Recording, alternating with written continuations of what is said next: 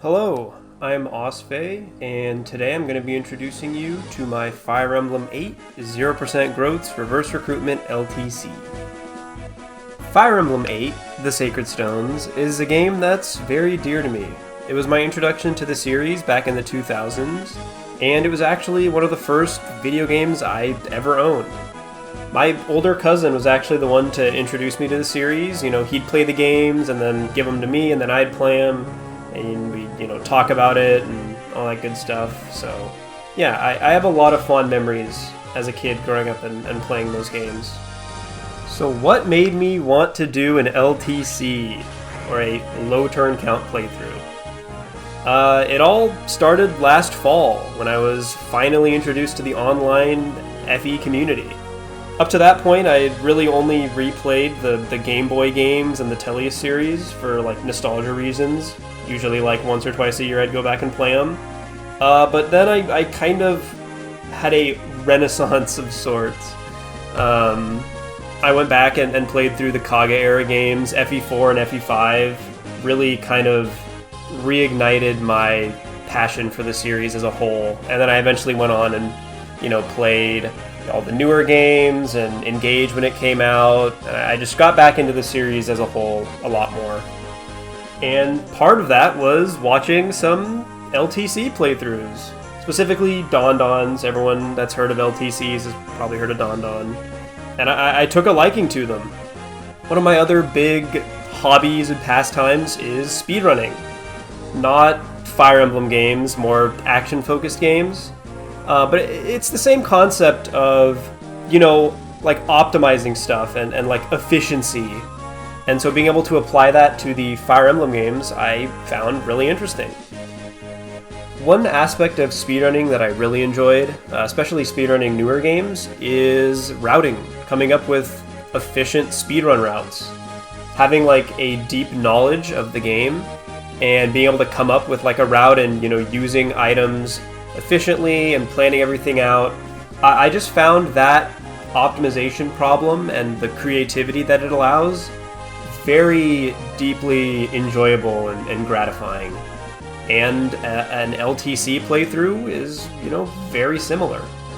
And so, after I finished a 0% Growths run of FE8 back in March, I decided I wanted to LTC it. It was something I had already been thinking about and kind of considering doing for a while, and, once I finished the 0% Growths run, I just decided, now's the time. So, why did I choose to do 0% Growths and Reverse Recruitment? Why not, just one or the other, or, just vanilla FE8? Well, 0% Growths, I think, makes the game a lot more interesting. Fire Emblem 8 is pretty easy. It's definitely considered one of the easier games in the series. And, doing 0% Growths just adds that little extra challenge. Makes it a lot harder to kind of just snowball a unit out of control and, solo maps. Now, Reverse Recruitment. I chose to do this for a few reasons in particular. First, I wanted to do a run that hadn't been done before. The only Sacred Stones Reverse Recruitment run that I've found, on YouTube at least, was with 100% Growths. And I kind of wanted to be forced to come up with my own strategies. Since I had no experience with low turn count playthroughs at all, apart from, watching them, I kind of wanted to force myself to have to come up with strategies on my own and not just, adapt someone else's strategy or, copy their playthrough. I wanted it to kind of be my own and force myself to kind of learn as I went. Now, I still did reference other runs on occasion, mostly a vanilla 0% Growths run by Kibi. I'd highly recommend watching it. I'll have it linked in the description. But yeah, I would mostly try to avoid, watching other runs unless I really felt like I was kind of hitting my head against a wall and was losing motivation. It was just kind of helpful to get some direction sometimes on some of the harder maps. I also used Kibi's run as a sort of frame of reference for, how many turns a map can or should be cleared in. When I wasn't watching his particular clear of a map to kind of see what approach he had, I was at least checking out the turn count just to get some sort of idea of what I should be shooting for. When I was first starting out, I didn't really have a good concept of kind of when I was reaching the limit on what kind of turn count I could get. So having like a goal of, okay, he cleared it in 5 turns, I'll try to do 5 turns at minimum, and then maybe, you know, even try to shave a turn or 2 off, which I was able to do in certain scenarios, and that made it, you know, all the more gratifying, seeing where I could kind of improve. Okay, so now we got that out of the way, let's go into kind of the rules of the run in a little more detail. So I'm going to be playing on difficult mode, which is basically hard mode. I'm going to be doing Ephraim Route. There's a route split in Sacred Stones, starting on Chapter 9 and ending on Chapter 14. And I'm going to be choosing Ephraim Route. I enjoy the maps more. I believe Erica Route is a little bit faster turn-wise, but I really like Ephraim Route, so I'm going to be doing that. We already talked about 0% growths. All growth rates are going to be set to 0 for all playable characters. And I am going to be doing full recruitment. Full reverse recruitment. And if you don't know what reverse recruitment means yet, it's basically just reversing the order in which you recruit all your playable units. So instead of having Erica as your lord in the early game and Seth as your pre-promote, you have Myrrh as the lord and Cyrene as your pre-promote. Now, I'll go into greater detail later on about those specific replacements and kind of what changes the patch creator introduced. Specifically, Myrrh, her Dragonstone, doesn't give her the insane stat bonuses that it gives in vanilla anymore, because that would completely trivialize the early game. But yeah, I'll go into more detail about that later on. That's all you need to know for now, though. And the final rule that I'll be doing is no grinding, basically. No Tower of Valni, no Lagdou ruins, no skirmishes. I can only do the main story chapters. And you may be wondering, you know, why does grinding even matter? You have 0% growths anyways. But there are many things you can get from doing skirmishes and Tower of Valni. The most, I guess, significant ones being weapon XP. You can, you know, grind someone up to S rank and immediately get like a boost to your hit and crit and be able to use the late game, you know, legendary weapons. And also supports, because supports are kind of broken.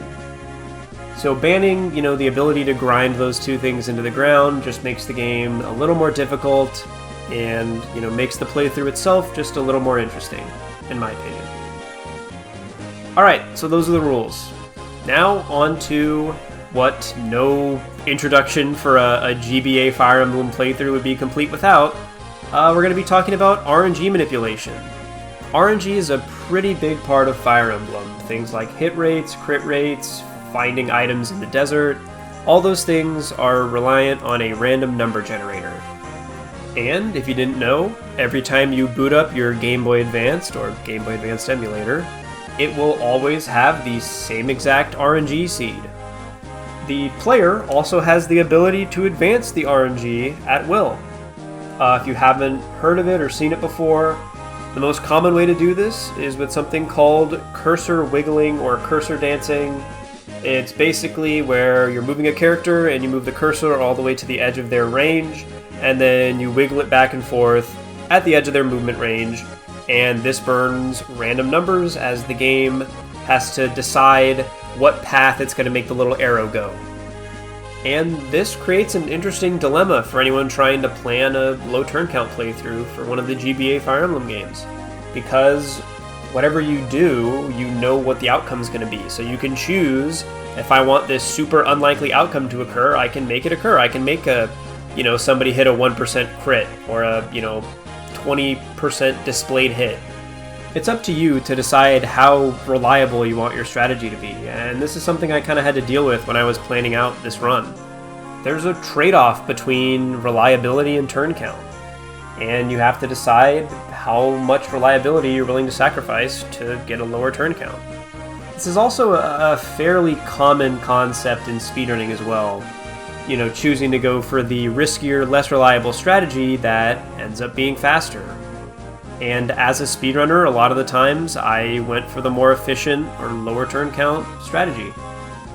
As such, there are some pretty dubious boss kills, especially once you get into the late game. and I will do my best to point them out when they happen.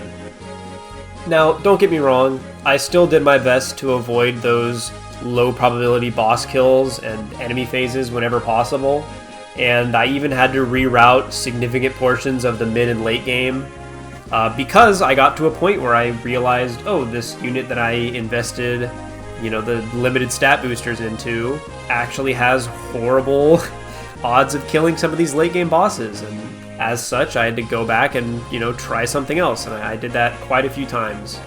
But sometimes a little bit of RNG rigging is inevitable, especially once you get to some of the late game bosses that just have insane bulk and a void, like I mentioned earlier. In a 0% growth context, there's just some benchmarks you can't hit, and I'll do my best to point that out anytime it happens. But yeah, that's about it. This is a project that I've been working on for the better part of this year, and I'm really excited to show off some of the strats that I came up with. And if you have any questions, or if I missed something, feel free to let me know in the comments. I'm more than happy to answer any and all questions. But yeah, if you're still watching this, thank you so much for watching, and I hope you enjoy the rest of the run. Peace.